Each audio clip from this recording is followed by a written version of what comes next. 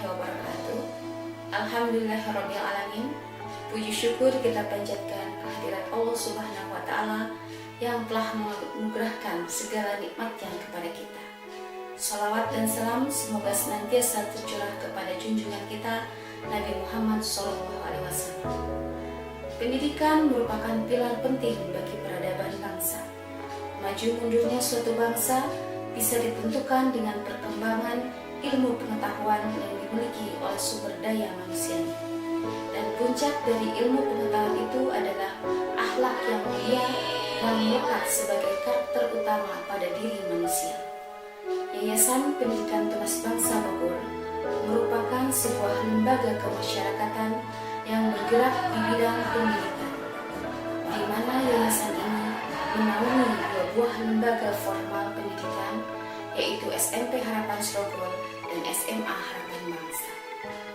SMP Harapan Srogol berdiri pada tanggal 1 September 1965 dan SMA Harapan Bangsa berdiri pada tanggal 2 Mei 1995. Sejak mulai berdiri, kami terus berupaya meningkatkan kualitas dan kuantitasnya sebagai bagian terpenting dari pilar yang membangun kualitas sumber daya manusia. Menjadi lembaga yang turut ambil bagian dalam pembentukan generasi hari ini untuk menjadi pemimpin di masa yang akan datang. Dengan penuh kesadaran, 10 hingga 20 tahun ke depan, para pemimpin bangsa ditentukan dari generasi saat ini. Maka SMP Harapan Srogol dan SMA Harapan Bangsa diharapkan melahirkan generasi yang religius, berprestasi, mandiri, unggul dalam pengetahuan dan keterampilan, serta berwawasan lingkungan yang dilandasi dengan iman dan takwa. Mari kita bekerja dan berkarya dengan mengharap ridho Sang Kuasa dan keikhlasan yang tulus di jiwa demi anak bangsa. Akhirnya hanya kepada Allah Subhanahu wa taala kita bertawakal. Semoga kita semua sukses dan diberkahi dalam menjalankan semua aktivitas. Assalamualaikum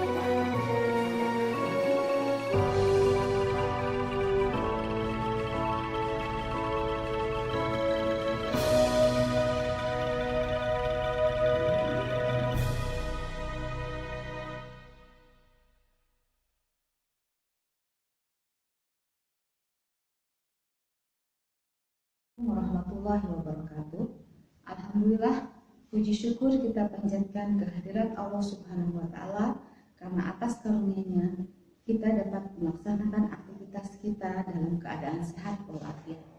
Tak lupa sholawat dan salam semoga senantiasa tercurahkan kepada junjungan kita Nabi besar Muhammad SAW.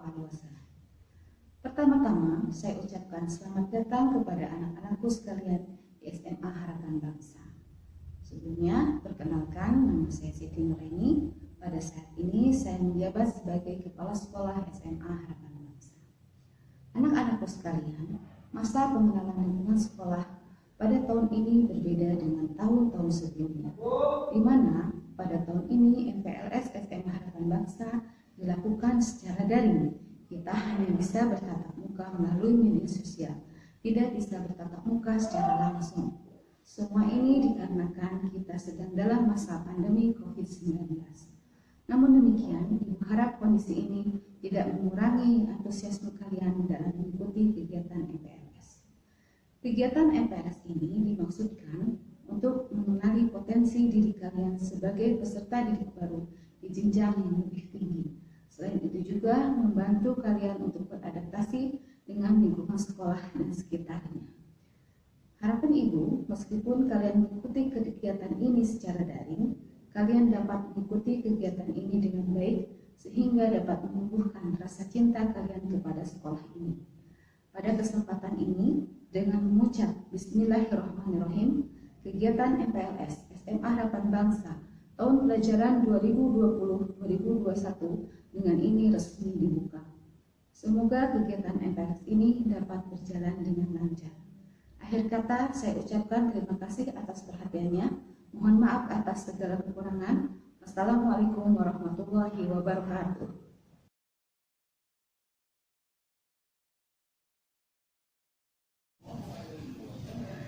Ikrar Jabar tolak kekerasan. Kami, siswa-siswi Jawa Barat berikrar. 1. Selalu menjaga diri dari segala bentuk kekerasan, kejahatan, dan penyimpangan seksual.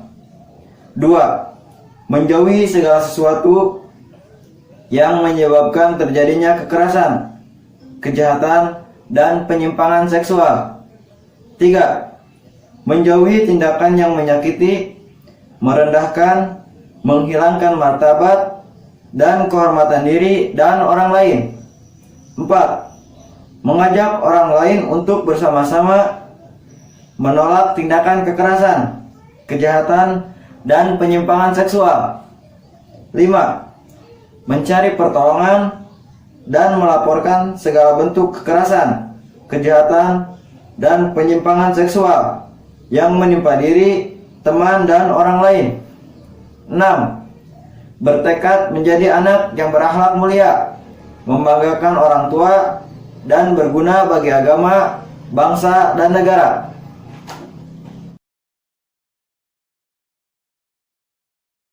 Assalamualaikum warahmatullahi wabarakatuh.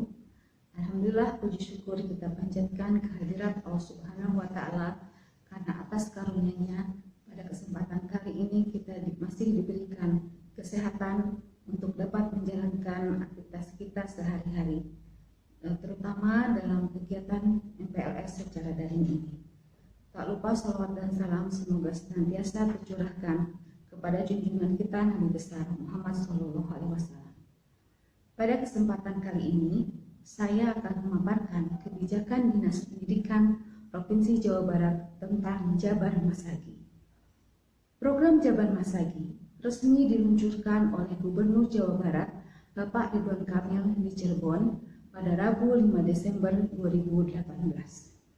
Lahirnya Jabar Masagi dilatar belakangi akibat terus berkembangnya teknologi yang berdampak pada derasnya arus informasi yang beredar, terutama di media sosial yang dapat berpengaruh pada kondisi psikologis para pelajar. Jabar Masagi berupaya memurnikan pendidikan karakter dalam konsep Mulok Budaya Lokal sebagai akar untuk mengisi ruh pendidikan karakter agar tidak tercerabut dari akarnya. Tujuan utamanya, pendidikan di Jawa Barat bisa memproduksi siswa yang berakhlak dan kompetitif, sehingga nanti lulusan pelajar di Jawa Barat selain cerdas, dia punya akhlak dan karakter yang membanggakan serta punya spirit pejuang dan spirit kompetitif. Jabar Masagi menjadikan budaya lokal yang beragam menjadi fondasi yang harus diletakkan di awal karena menyangkut identitas dan warisan sejarah yang melekat pada kearifan lokal di masing-masing wilayah. Pendidikan karakter tersebut bisa diwujudkan dengan cara mengembalikan pendidikan budi pekerti yang bisa berdampak pada akhlak sosial yang mengandung keluhuran nilai-nilai kearifan lokal 3 budaya yang ada di Jawa Barat, yaitu budaya Sunda Priangan, Cirebon, dan Betawian. Program pendidikan karakter ini bertujuan untuk membentengi siswa-siswa di Jawa Barat dengan nilai-nilai yang baik yang selaras dengan cita-cita Jabar juara lahir batin. Manusia unggul Jawa Barat harus mempunyai 4 nilai, yaitu secara fisik badannya harus sehat, cerdas, berakhlak, dan religius. Untuk mewujudkan 4 nilai tersebut dilakukan melalui strategi yang disebut Jabar Masagi. Masagi adalah filosofi Sunda yang singkat padat, tetapi memiliki makna yang mendalam. Jelema Masagi artinya sempurna. Filosofi Masagi yaitu bagaimana berproses menjadi manusia yang memiliki pribadi yang kokoh, ajeg atau seimbang dalam berpikir, merasa, dan bertindak. Masagi berasal dari kata pasagi yang artinya bentuk persegi, segi 4, atau bujur sangkar. Bentuk bangun seperti itu memiliki 4 sisi yang sama dan seimbang. Oleh sebab itu, benda yang memiliki bentuk demikian tidak pernah menggelinding atau bahkan tidak mudah goyah. Posisinya tegak kokoh karena ditopang oleh sudut atau siku-siku yang kuat. Metafor itulah rupanya yang hendak diterapkan terhadap warga Jawa Barat dari program Jabar Masagi, yaitu membentuk manusia Jawa Barat yang masagi. Menurut Satya Dibrata, Jal Masagi yaitu manusia yang berpengetahuan atau serba tahu serta serba bisa. Oleh sebab itu, jati dirinya tidak mudah terombang-ambing oleh pengaruh apapun, dan tentu saja hampir tidak memiliki kekurangan, serta mendekati sempurna atau bahkan sempurna. Jalma Masagi memiliki keseimbangan antara aspek jasmani dan rohani. Tubuhnya sehat, jiwanya kuat. Manusia yang benar dalam bernalar, baik akhlaknya serta elok perilakunya. Ia adalah manusia mangga mulia, insan kamil, atau dalam terminologi pembangunan nasional disebut sebagai manusia seutuhnya.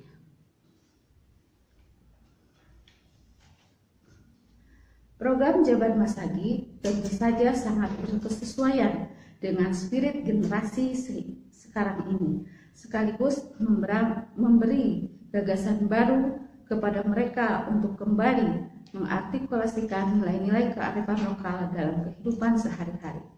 Melalui program ini, generasi milenial diasah jiwa raganya untuk belajar merasakan atau surti atau rasa, belajar memahami harti atau karsa, belajar melakukan bukti, dan belajar mengabdi bakti atau dumadi nyata. Belajar surti atau merasakan adalah kesanggupan hati untuk menanggapi berbagai fenomena yang terindra, sehingga muncul pemahaman dan kesadaran atas dasar kelembutan hati dan perasaan. Pribadi yang surti diantaranya peka terhadap lingkungan sekitar karena memiliki perasaan yang kuat untuk berempati. Belajar harti atau memahami adalah sebuah dorongan jiwa untuk mengetahui, mempelajari, dan memahami tentang berbagai hal, misalnya ilmu, teknologi, dan seni. Pribadi yang harti akan memiliki kecakapan untuk memikirkan atau melakukan berbagai hal. Belajar bukti atau melakukan berarti berupaya untuk menciptakan sesuatu, baik yang baru maupun memperbaharui. Tahap ini merupakan pembuktian bahwa pribadi yang masagi mampu merealisasikan gagasan-gagasannya menjadi nyata, bukan hanya sekedar kata-kata. Belajar bakti atau dumadi atau mengabdi adalah mempersembahkan karya bagi khalayak, terutama bagi bangsa dan negara. Hal yang didapatkan dengan melakukan bakti adalah ketentraman jiwa, karena kewajiban sebagai anggota masyarakat telah tertunaikan, yaitu dengan mempersembahkan yang terbaik. Melakukan bakti tentu saja dengan berbagai hal dan cara, bukan hanya materi, tetapi juga dengan pemikiran-pemikiran. Kuncinya adalah semuanya dilakukan atas dasar keikhlasan dan kerangka hidup bersama. Keempat nilai tersebut merupakan hasil internalisasi dari nilai-nilai kesundaan yang telah lama dianut dan diamalkan oleh masyarakatnya, sehingga disebut sebagai kearifan lokal. Secara umum, Jabar Masagi adalah pendidikan karakter yang berpijak pada pendidikan budi pekerti yang berdampak pada akhlak sosial yang mengandung puluhan nilai-nilai kearifan lokal yang sesuai dengan kebutuhan dan konteks budaya dari masing-masing wilayah di Jawa Barat. Konsep itu sebagai pijakan jati diri dengan keterampilan abad 21 untuk kemajuan generasi muda Jawa Barat ke depan. Program Jabar Masagi memberikan kontribusi positif terhadap pendidikan karakter warga Jawa Barat, terutama generasi milenial yang teraktualisasikan dengan 4 nilai, yaitu nilai religius atau iman, cerdas atau ilmu, berkarakter atau akhlak, serta fisik dan mental sehat.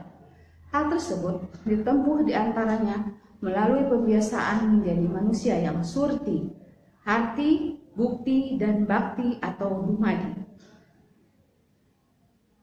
Secara konsep, Jabar Masagi merupakan pendidikan karakter yang berorientasi pada pendidikan budi pekerti, akhlak sosial, keluhuran nilai-nilai kearifan lokal. Ada 4 konsep yang ditawarkan dalam Jabar Masagi, yakni cinta agama, bela negara, budaya, dan lingkungan. Keempat aspek ini akan disisipkan dalam kegiatan pembelajaran agar siswa memiliki karakter tangguh dan positif, sehingga nanti lulusan belajar di Jabar selain cerdas, dia punya akhlak dan karakter yang membanggakan dan punya spirit pejuang serta kompetitif. Program ini akan menjadi kurikulum di sekolah yang terintegrasi dengan kurikulum pendidikan nasional. Implementasinya dapat diintegrasikan dalam kegiatan belajar maupun kegiatan ekstrakurikuler. Implementasi Jabar Masagi adalah seluruh program baik di lingkungan rumah, sekolah, dan masyarakat yang mampu menumbuhkan generasi muda di Jawa Barat sebagai manusia berbudaya. Manusia berbudaya ini memiliki kemampuan untuk bisa merasakan surti atau rasa, belajar memahami harti atau karsa, belajar melakukan atau bukti, belajar hidup bersama, bakti atau dumadi nyata. Melalui Jabar Masagi, pemerintah Jawa Barat diharapkan mampu untuk menciptakan siswa yang cerdas, berimbang, dan bertakwa kepada Tuhan Yang Maha Esa. Mari kita lahirkan manusia atau generasi unggul Jawa Barat. Demikian paparan saya. Terima kasih. Assalamualaikum warahmatullahi wabarakatuh. Bismillahirrahmanirrahim. Assalamualaikum warahmatullahi wabarakatuh. Alhamdulillahirabbil alamin wa bihi nasta'in wa ala umuri dunya waddin. Wassalatu wassalamu ala asrofil anbiya wa mursalin Sayyidina Muhammadin wa ala alihi wa sahbihi ajmain amma ba'du.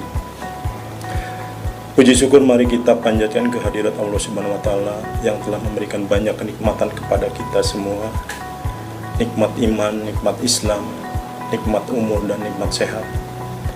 Sholawat serta salam mudah-mudahan Allah limpahkan kepada junjungan kita Nabi besar Muhammad SAW, kepada para keluarganya, sahabatnya, dan kita semua sampai akhir zaman. Anak-anakku, murid baru SMA Harapan Bangsa tahun pelajaran 2020-2021. Pada hari ini Bapak akan memberikan materi MPLS tentang pengenalan kurikulum. Sebelum Bapak menjelaskan tentang pengenalan lingkungan, Bapak akan menjelaskan dulu tentang profil SMA Harapan Bangsa. Sekolah SMA Harapan Bangsa berdiri tahun 1995 dengan akreditas A. Artinya bahwa sekolah kita ini sudah sejajar dengan SMA negeri dan sudah mandiri terutama dalam ujian. SMA Harapan Bangsa memiliki guru yang berkualitas dan kompeten, dan sebagian besar guru-guru di SMA Harapan Bangsa sudah bersertifikasi. Artinya guru-guru di SMA Harapan Bangsa sudah profesional dalam mengajar dan tidak bisa diragukan lagi. SMA Harapan Bangsa memiliki fasilitas kegiatan belajar mengajar yang lengkap, baik itu gedungnya, fasilitas olahraga, kemudian perpustakaan, kemudian musola, kemudian fasilitas lainnya yang bisa menunjang kegiatan belajar mengajar di sekolah. Kurikulum menurut Undang-Undang Nomor 20 Tahun 2003 adalah seperangkat rencana dan pengaturan mengenai tujuan, isi, dan bahan pelajaran, serta cara yang digunakan sebagai penyelenggara kegiatan pembelajaran untuk mencapai tujuan pendidikan tertentu. Tujuan kurikulum 2013 adalah mempersiapkan manusia Indonesia agar memiliki kemampuan hidup sebagai pribadi dan warga negara yang beriman, produktif, kreatif, inovatif, dan afektif, serta mampu berkontribusi pada kehidupan bermasyarakat, berbangsa, bernegara, dan peradaban dunia. Kurikulum 2013 memiliki 3 aspek penilaian, yaitu aspek pengetahuan, aspek keterampilan, dan aspek sikap serta perilaku. Kurikulum ini mempunyai 4 kompetensi inti yang berisi tujuan dari proses pembelajaran. Rumusan kompetensi inti tersebut tertuang pada Permendikbud nomor 69 tahun 2013 tentang kerangka dasar dan struktur kurikulum sekolah menengah atas atau madrasah aliyah, meliputi kompetensi inti sikap spiritual, kompetensi inti sikap sosial, kompetensi inti pengetahuan, dan kompetensi inti keterampilan.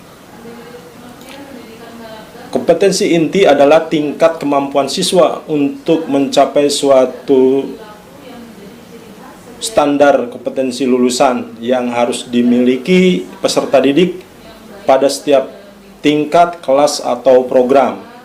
Sedangkan kompetensi dasar adalah kemampuan siswa untuk mencapai kompetensi inti yang harus diperoleh peserta didik melalui proses pembelajaran.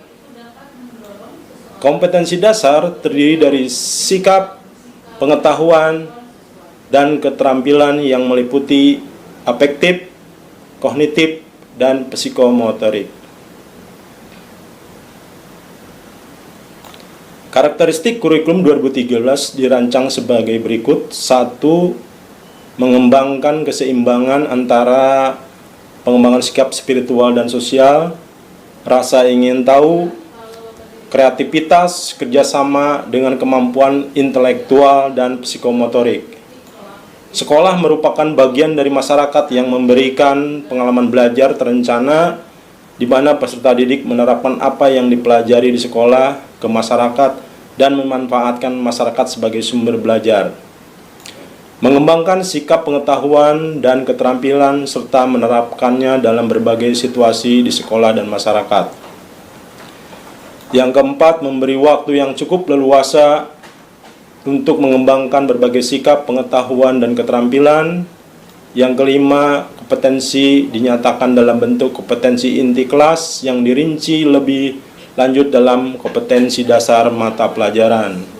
Yang keenam, kompetensi inti kelas menjadi unsur perorganisasian. Kompetensi dasar di mana semua kompetensi dasar dan proses pembelajaran dikembangkan untuk mencapai kompetensi yang dinyatakan dalam kompetensi inti. 7. Kompetensi dasar dikembangkan didasarkan pada prinsip akumulatif, saling memperkuat dan memperkaya antar mata pelajaran dan jenjang pendidikan. Pertimbangan pengembangan kurikulum 2013 ada beberapa hal yang menjadi pertimbangan pengembangan kurikulum. Pengembangan kurikulum 2013 mempertimbangkan aspek sebagai berikut. 1. Tantangan internal. Tantangan internal antara lain terkait dengan kondisi pendidikan, dikaitkan dengan tuntutan pendidikan yang mengacu pada 8 standar nasional pendidikan yang meliputi standar isi, standar proses, standar kompetensi lulusan, standar pendidik dan tenaga pendidikan, standar sarana dan prasarana, standar pengelolaan, standar pembiayaan, dan standar penilaian. Tantangan internal lainnya terkait dengan perkembangan penduduk Indonesia dilihat dari pertumbuhan penduduk usia produktif. Yang kedua, tantangan eksternal. Tantangan eksternal antara lain terkait dengan arus globalisasi dan berbagai isu yang terkait dengan masalah lingkungan hidup, kemajuan teknologi dan informasi, kebangkitan industri kreatif dan budaya, dan perkembangan pendidikan di tingkat internasional. Yang ketiga, tuntutan kompetensi abad ke-21. Kerangka dasar dan struktur kurikulum SMA atau MA Permendikbud nomor 69 tahun 2013. Pengembangan kurikulum dilakukan dengan mempertimbangkan hal berikut, yaitu tuntutan kompetensi abad 21, pencapaian kompetensi berpikir tingkat tinggi, penciptaan kesempatan kerja, peserta didik, dan dasar-dasar dan aspek akademik tentang kurikulum. Struktur kurikulum SMA atau MA meliputi A. Kelompok wajib, meliputi pendidikan agama dan budi pekerti, pendidikan Pancasila dan kewarganegaraan, matematik, bahasa Indonesia, bahasa Inggris, dan sejarah Indonesia. Kelompok B, seni budaya, pendidikan jasmani dan kesehatan, dan prakarya. Kelompok peminatan atau jurusan terdiri dari kelompok peminatan MIPA yang terdiri dari matematika, fisika, dan biologi. Kelompok peminatan IPS yang meliputi sejarah, geografi, ekonomi, dan sosiologi. Kelompok D adalah lintas minat atau pendalaman minat, di mana kelompok program MIPA bisa memilih kelompok program IPS sebanyak 2 pelajaran, atau sebaliknya kelompok IPS bisa memilih program IPA sebanyak 2 mata pelajaran, bisa kimia, fisika, atau biologi. Sekian penjelasan atau pemaparan materi panel kurikulum dari Bapak. Mudah-mudahan pemaparan materi ini bisa kamu pahami nanti setelah kamu melaksanakan proses kegiatan mengajar melalui daring di sekolah. Demikian Bapak akhiri, wabillahi taufiq wal hidayah. Wassalamualaikum warahmatullahi wabarakatuh.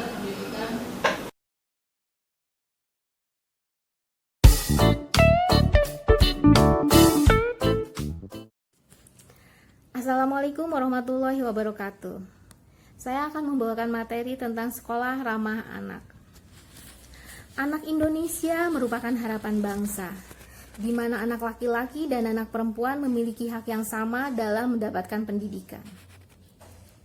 Satuan pendidikan atau sekolah memegang sangat penting dalam pendidikan anak, karena sepertiga waktu mereka habiskan di sekolah. Supaya anak belajar dengan baik, sekolah mampu menyediakan sarana dan prasarana yang sesuai kebutuhan anak, dan menciptakan suasana belajar ramah anak. Setiap anak diberikan kesempatan untuk terlibat langsung untuk mewujudkan sekolah menjadi sekolah ramah anak. Sekolah ramah anak adalah sekolah inklusif yang harus memberikan kesempatan yang sama bagi setiap anak, termasuk yang berkebutuhan khusus. Penataan lingkungan, kelas harus menunjang suasana pembelajaran aktif, inklusif, non-diskriminatif, dan ramah bagi anak. Kapasitas ruangan kelas harus sesuai dengan jumlah siswa. Memiliki pencahayaan yang bagus, ventilasi udara yang baik, serta didukung peralatan sekolah yang ramah anak. Di dalam sekolah ramah anak juga disediakan kegiatan sekolah yang berisi fasilitas kesehatan untuk murid. Selain itu, anak dianjurkan berperilaku hidup bersih, menjaga toilet, mencuci tangan dengan air yang mengalir, minum air matang, dan buang sampah pada tempatnya. Sekolah juga harus memberikan informasi tentang makanan-makanan yang baik, makanan-makanan yang bisa mereka konsumsi dengan gizi yang bagus. Sekolah ramah anak termasuk juga madrasah insan cendekia, dikembangkan untuk mengembangkan akhlak dan budi pekerti. Di sekolah anak juga dianjurkan bagaimana cara menghormati orang tua seperti ayah dan guru. Perlu dipastikan di dalam sekolah ramah anak itu kawasan tanpa rokok dan bebas nafsa, agar semua anak terlindungi dari ancaman bahaya narkotika, psikotropika, dan zat adiktif lainnya yang berbahaya bagi kesehatan. Sekolah ramah anak perlu dilengkapi ruang konseling, ruang kreativitas untuk budaya, lapangan olahraga, area bermain, dan tempat beribadah. Sekolah ramah anak juga harus memiliki standar penanggulangan bencana yang memadai, sehingga tidak mengganggu anak-anak yang sedang belajar. Sekolah ramah anak yang diartikan sekolah tanpa kekerasan, yaitu tidak boleh terjadinya kekerasan di sekolah yang dilakukan oleh guru, murid, atau warga sekolah. Semua warga sekolah wajib memberikan perlindungan terhadap anak dan dari diskriminasi dan tindakan kekerasan dalam bentuk apapun. Sekolah ramah anak adalah sekolah hebat yang membawa anak-anak berprestasi baik nasional maupun internasional dengan partisipasi orang tua, wali, lembaga masyarakat, dunia usaha, alumni, dan semua masyarakat. Mari kita wujudkan sekolah ramah anak demi terwujudnya anak yang berkualitas. Oke, terima kasih. Sekian materi dari saya. Wassalamualaikum warahmatullahi wabarakatuh.